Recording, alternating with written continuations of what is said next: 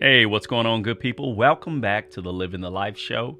I'm your host, Columbus Cody, and I thank you so much for joining me today for your verse of the day. Today's verse of the day is about priority. It's about what do you want to be first in your life? What is the most important thing to you? All right. This verse I love because it shows us how David totally understood what he wanted to happen in his life. This is Psalm chapter 27, verse 4, and we're going to read the NLT, and this is what it says. The one thing I ask of the Lord, the thing I seek most, is to live in the house of the Lord all the days of my life, delighting in the Lord's perfections and meditating in his temple. One thing that I desire, and that will I seek after. That's what the King James says. One thing that I desire, and I'm going to seek after it. See, this is what I know. This is what I've learned in my few years on this earth. What we really want in life, we go after it. We seek after it. So if you really want it to be in God's presence, you will seek after that. It's not a magic thing. It's not something that just poof happens. You have to desire it. You have to seek after it. If you seek God, he promises that you will find him. What if the one thing that we desired most in life was to dwell in the house of the Lord, was to be connected to him, was to be totally engulfed with a relationship with God? What if that is what gave us our greatest joy? Not material things, not worldly possessions, not things that are going to fade away, but a connection with God that would last for all of eternity. If that was our main driving force, our lives would look totally different.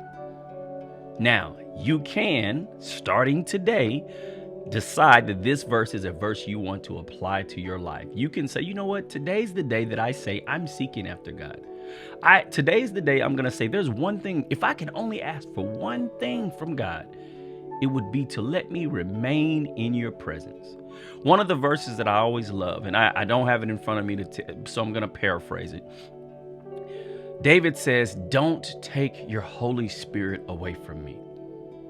Whatever you do, don't remove your spirit from me.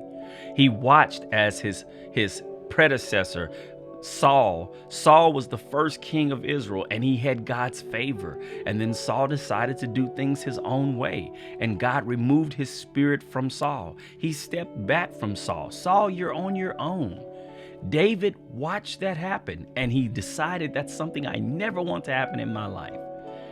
David said these words, and I grab David's words, and I say to myself, God, whatever you do, please don't take your spirit away from me. Because of that, there's one thing I'm asking of you, and I'm going to seek after that. Let me dwell in your house. Let me stay close to you. If you ask God that, be prepared for challenges in life to show yourself, not to show God, but to show yourself, do you really want this? Because again, to follow Christ takes commitment. And this commitment, sometimes it costs us some things. You've got to take up your cross daily and follow him. Deny yourself, take up your cross daily, follow him. That is what it means to be a believer. And believe it or not, if you want it bad enough, God will make sure you have the power to carry it out.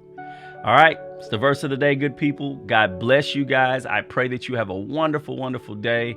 And I pray that you will take a moment, share this verse with someone you love. Share it with someone you don't love. Encourage their hearts, all right?